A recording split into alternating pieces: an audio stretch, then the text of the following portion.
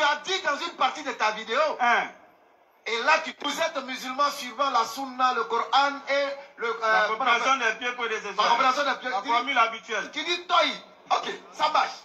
Et tu poses une question.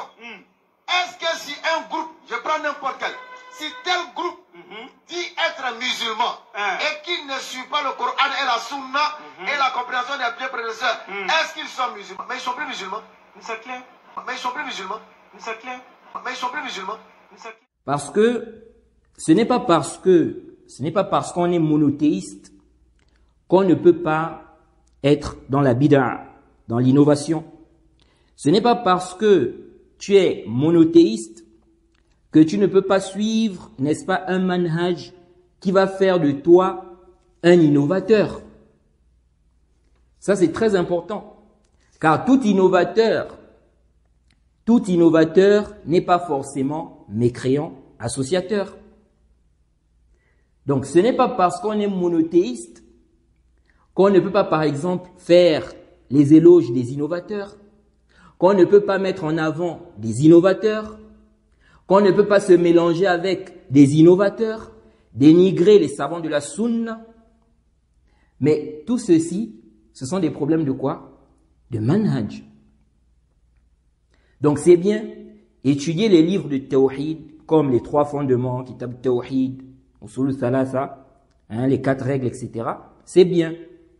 Mais attention, il ne faut pas aussi négliger les livres qui parlent de manhaj.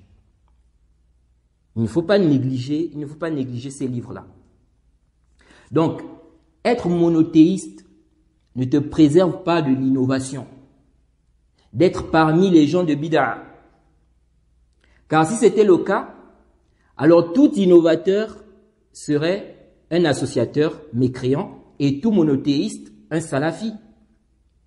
Ce qui n'est pas le cas. C'est vrai, et c'est connu d'ailleurs chez les gens de la sunna, que les innovations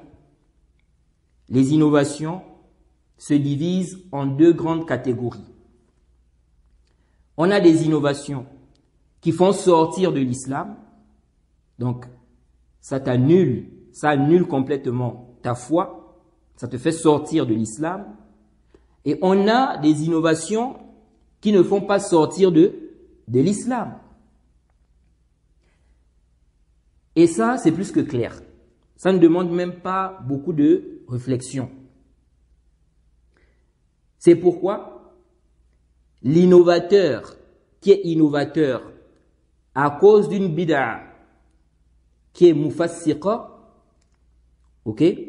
Donc une bid'a qui le rend pervers, mais il ne sort pas de l'islam, cet innovateur-là, s'il meurt dans cet état-là, sans se repentir, si Allah veut le châtier, il ne va pas rester éternellement en enfer. À cause de quoi? À cause de son tawhid. Et quiconque fait scission d'avec le messager, après que le droit chemin lui est apparu, et suit un sentier autre que celui des croyants, alors nous le laisserons comme il s'est détourné, et le brûlerons dans l'enfer. Et quelle mauvaise destination!